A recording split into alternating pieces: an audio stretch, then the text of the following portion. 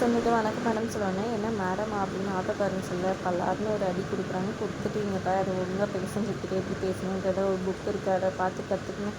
படி இங்கே பாருங்க, இவங்ககிட்ட 10 கேள்வி கேட்கணும், அதில் 4 கேள்வி கரெக்டாக பதில் சொன்னால் மட்டும் தான் இவனை திருப்பி அனுப்பினேன் கூட்டிகிட்டு போவேன்ற மாதிரி சொல்லிடுறாங்க. மேடம் கிட்ட ஏதோ வந்துட்டுருக்கான் வாடா அப்படின்ட்டு அலேக்கா வந்துட்டு ஆட்டோவோட கூட்டிகிட்டு போகிறாங்க. இன்னொரு பக்கம் அவங்கள ஸ்டேஷன் கூட்டிகிட்டு போகிறாங்க. முத்துப்பாண்டி வெயிட் பண்ணிட்டு இருக்காரு. ரிசீவ் பண்ணி கூட்டிகிட்டு போகிறாங்க. அந்த மாதிரி நான் வந்துட்டு ஜெயிலில் இதுவாக இருந்தப்போ அங்கே இருந்தப்போ வந்துட்டு எனக்கு இவங்க சூடாமணி வந்துட்டு பழக்கம். அவங்க வந்து ஒரு 3 நாளாக என் கனவுல வந்துக்கிட்டே இருக்கிறாங்க. அவங்க குடும்பத்தை பற்றி எல்லாமே சொல்லியிருக்காங்க. ஏதோ ஒரு பிரச்சனை இருக்குது, அதனால தான் வந்துட்டு நான் இங்கே வந்திருக்கேன் அப்படின்ற மாதிரி சொல்கிறாங்க. ஆமாம் மேடம், இதுதான் பிரச்சனைன்ட்டு முத்துப்பாண்டி எல்லா விஷயத்தையும் சொல்கிறாங்க. அப்படியா, சரி ஓகே. இந்த அறிவு இருக்கிறாரா இங்கே அப்படின்னு சொல்லி கேட்குறாங்க. இங்கே தான் ஜெயிலில் இருக்காருன்னு சொல்கிறாங்க. சரி போய் அவரை கூட்டிகிட்டு வாங்க, அவர்கிட்ட டீட்டெயில்ஸ் எல்லாம் கேட்கணும்னு சொல்லிட்டு அவர் வர சொல்கிறாங்க. வந்தவுடனே என்ன ஆச்சு ஏதாச்சும் நீங்கள் கரெக்டாக சொன்னாதான் நான் ஏதாவது ஹெல்ப் பண்ண முடியும்னு சொல்கிறாங்க. இவங்க வந்து நம்ம அத்தையோட ஃப்ரெண்டு மாதிரி தான் நீங்கள் ஹெல்ப் பண்ணுன்னு சொல்கிறாங்க. அவங்க எனக்கு அம்மா மாதிரி, நீங்கள் சொல்லுங்கள், அவங்க பொண்ணோட வாழ்க்கையை நான் சரி பண்ணுறது தான் வந்திருக்கேன் அப்படின்ற மாதிரி சொல்கிறாங்க. உடனே அறிவு நடந்த விஷயம் எல்லாத்தையும் சொல்கிறாங்க.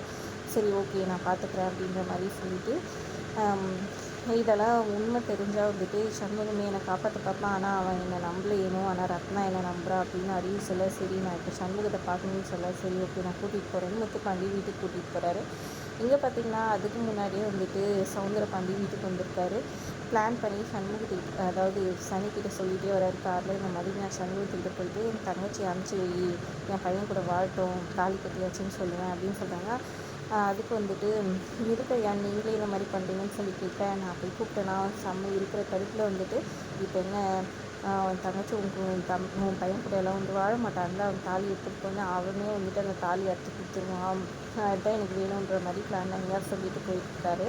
உசுப்பேத்தி விடுறேன்னு சொல்லிட்டு அங்கே போயிட்டு கூப்பிட்டு இந்த மாதிரி உன் தங்கச்சி அமுச்சு வை, என் பையன் தானே தாலி கட்டினான் அப்படின்னு சொல்லிட்டு சொல்ல, உடனே வந்துட்டு சுதாரிச்சுக்காரு. இவர் ஏற்றி விட்றாருன்னு தெரிஞ்சுட்டு, இப்போ நீ ஏற்றி விட்டேன் நான் கோவப்பட்டு கற்றுவேன், அப்புறம் என்ன கெட்டவனா காமிக்கணும், அதான் வேணும் உனக்கு, அதெல்லாம் முடியாது, நான் என் தங்கச்சி கூப்பிட்றேன் நீ கேட்டுக்கோன்னு சொல்கிறாங்க. வீரா நீ கிளம்பி ஏன் கூட வா, நீ என் வீட்டோட இளைய மருமக அப்படின்னு சொல்லிட்டு சொல்ல, நான் ஏன் வரணும் அம்மா, நீங்கள் வந்துட்டு எங்கள் மாமனார் கிடையாது, மாமா மட்டும்தான், நான் கண்டிப்பாக வரமாட்டேன் அப்படின்ற மாதிரி சொல்கிறாங்க. உடனே வந்துட்டு இங்கே பாரு, நீ என்ன நடந்தாலும் சரி நீ அந்த வீட்டில் தான் இருக்கணும், மொத்தம் சுற்றி ஆட்ட போடுறதுக்கு தான் உன் அண்ணன் வந்துட்டு பொண்ணுக்கும் பையனுக்கும் கல்யாணம் பண்ணி வச்சுட்டா அவன் தங்கச்சி, அடுத்ததாக வந்துட்டு என் பொண்ணையும் இங்கேயே கட்டிட்டு வந்துட்டான், இப்போ உன்னையும் வந்துட்டு அங்கேயே கட்டி கொடுத்துட்டான், எனக்கு எல்லா சுத்தம் போகாதுல, அதுக்கு தானே பிளான் பண்ணி இந்த வெறும் பையனை பண்ணான் அப்படி இப்படின்னு சொல்லிட்டு பேச ஆரம்பிக்கிறாங்க. இதனால் கடுப்பாயிடுறாங்க. இப்போ என்ன உங்களுக்கு வேணும், இப்போ உங்களுக்கு அப்படின்னு சொல்லி கேட்க, நீ வந்து பிடிக்காம தானே கல்யாணம் பண்ணிங்கன்னா அந்த தாலி கட்டி கொடுத்துரு, என் பையன் வேணாண்ணா அப்படின்னு சொல்கிறாங்க.